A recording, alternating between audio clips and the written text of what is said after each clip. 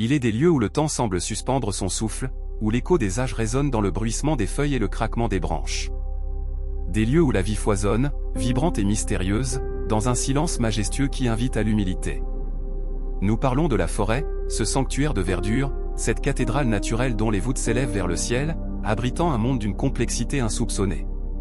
La forêt n'est pas qu'un simple regroupement d'arbres, c'est un écosystème en soi, un organisme géant, respirant et sentiente, dont les secrets se révèlent à qui sait observer et écouter.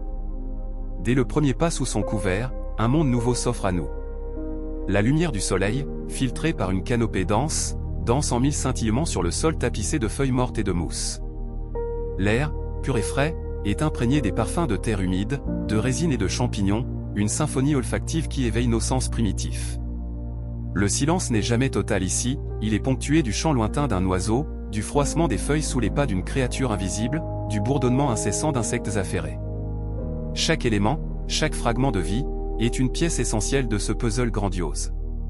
Au cœur de cette architecture vivante se dressent les arbres, sentinelles immobiles et sages. Leurs troncs noueux, leurs branches tentaculaires, sont les témoins silencieux de siècles passés. Un chêne centenaire, par exemple, n'est pas seulement un producteur d'oxygène, il est un écosystème à part entière. Sa surface rugueuse abrite lichens et mousses, crevettes et insectes qui trouvent refuge dans ses anfractuosités. Ses racines, invisibles, s'étendent en un réseau complexe et secret, bien au-delà de sa couronne, ancrant l'arbre au sol et puisant les nutriments essentiels. Ces racines ne sont pas solitaires, elles tissent des liens invisibles avec d'autres arbres, avec le sol lui-même, créant une toile de vie souterraine d'une vitalité stupéfiante. La vie d'un arbre est une leçon de persévérance. De la graine minuscule germant dans l'obscurité fertile de la terre, il affronte les intempéries, la compétition pour la lumière et l'eau, les attaques des parasites. Année après année, il ajoute un anneau à son histoire, enregistrant les sécheresses et les pluies abondantes, les étés chauds et les hivers rigoureux. Chaque feuille est une minuscule usine où s'opère le miracle de la photosynthèse, convertissant la lumière du soleil, le dioxyde de carbone et l'eau en sucres vitaux et en oxygène, le souffle même de notre planète. Les arbres ne vivent pas seulement pour eux-mêmes, ils sont les poumons de la Terre, les régulateurs de son climat, les bâtisseurs de son sol. Mais la forêt est bien plus que la somme de ses arbres. C'est un foisonnement de faune, souvent insaisissable. Le regard perçant d'une chouette hulotte, perchée dans l'ombre du crépuscule, guette le moindre mouvement. Le cerf majestueux, avec sa ramure imposante, traverse furtivement une clairière, attentif au moindre son. Le renard roux, prédateur agile et discret, se faufile à travers les broussailles, à la recherche de sa prochaine proie. Chaque créature, grande ou minuscule, occupe une niche spécifique, jouant un rôle crucial dans le maintien de l'équilibre. Les oiseaux dispersent les graines, les insectes pollinisent les fleurs, les décomposeurs, champignons et bactéries, transforment la matière organique morte en humus fertile, bouclant ainsi le cycle incessant de la vie et de la mort. Sous nos pieds, un autre monde existe, un univers caché d'une importance capitale, le sol forestier. Ce n'est pas une simple couche inerte de terre, mais un biome grouillant de vie. Des milliards de micro-organismes, bactéries, nématodes, collemboles, acariens, et surtout, les réseaux mycorhiziens, œuvrent sans relâche. Ces derniers sont sans doute l'un des secrets les plus fascinants de la forêt. Les mycorhizes sont une association symbiotique entre les racines des arbres et des champignons. Les filaments souterrains des champignons, bien plus fins et ramifiés que les racines, explorent un volume de sol immense, collectant eau et minéraux, qu'ils partagent avec l'arbre hôte. En retour, l'arbre fournit aux champignons les sucres qu'il produit par photosynthèse. Mais ce réseau mycorhizien va bien au-delà d'une simple symbiose individuelle. Il relie des arbres entre eux, y compris des espèces différentes, formant un véritable World Wide Web, un Internet souterrain. Grâce à ce réseau fongique, les arbres peuvent s'échanger des nutriments, de l'eau, mais aussi des signaux. Un arbre malade ou attaqué par des insectes peut envoyer des avertissements chimiques à ses voisins via ce réseau. Ces derniers peuvent alors activer leur défense avant même d'être attaqués. Des arbres mères, plus âgés et plus robustes, peuvent nourrir leurs jeunes pousses ou des arbres affaiblis, leur transférant des sucres et de l'eau pour les aider à survivre. C'est une forme de communication et de solidarité d'une complexité que nous commençons tout juste à comprendre, une preuve vivante que la compétition n'est pas la seule loi de la nature, mais que la coopération est tout aussi fondamentale. La forêt communique également par d'autres moyens, plus subtils et moins visibles. Les arbres émettent des composés organiques volatiles dans l'air, des sortes de phéromones végétales qui peuvent attirer des insectes pollinisateurs, repousser des herbivores, ou alerter les arbres voisins d'une menace. Ces messages aériens, couplés aux signaux électriques qui circulent dans leur tissu vasculaire et aux interactions souterraines, démontrent que les arbres sont des êtres bien plus sophistiqués que nous ne l'imaginions, dotés de capacités sensorielles et de mémoire environnementale. Ils perçoivent le vent, la gravité, la lumière, la présence de l'eau, la qualité du sol, et même les sons à basse fréquence. Au-delà de ces interactions biologiques complexes, la forêt joue un rôle climatique d'une importance capitale pour l'ensemble de la planète.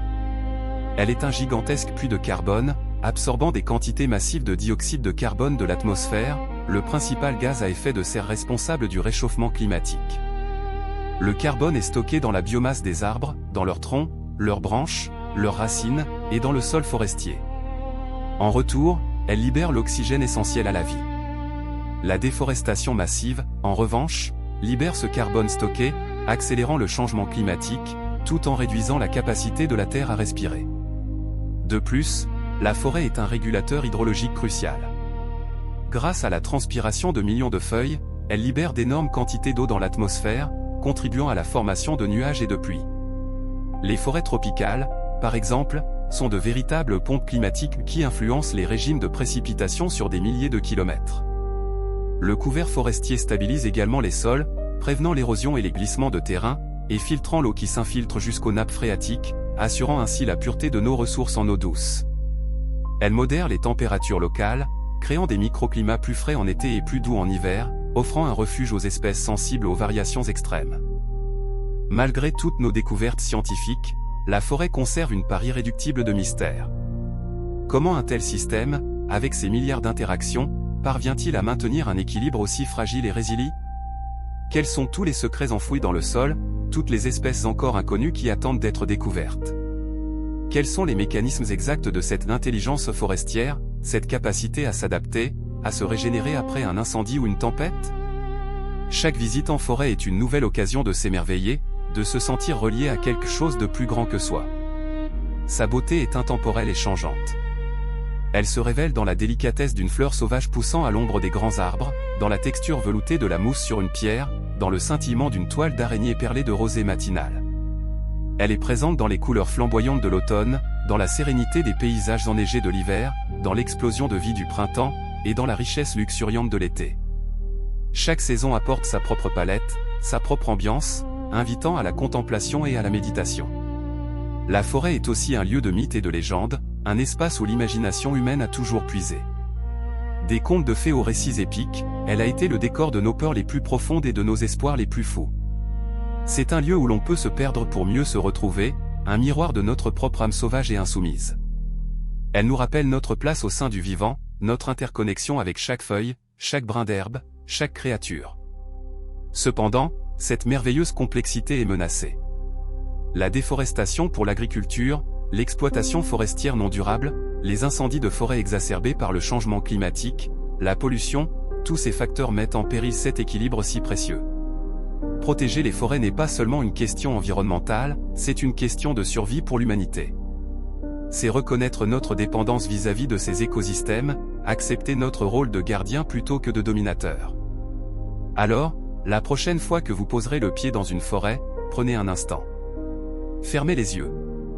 Sentez l'air. Écoutez.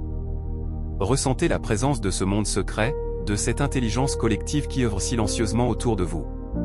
C'est une invitation à la découverte, à l'émerveillement, et à une profonde connexion avec le vivant. La forêt nous enseigne l'interdépendance, la résilience, la générosité et la patience. Elle murmure des vérités anciennes, des histoires de vie et de mort, de transformation et de renaissance.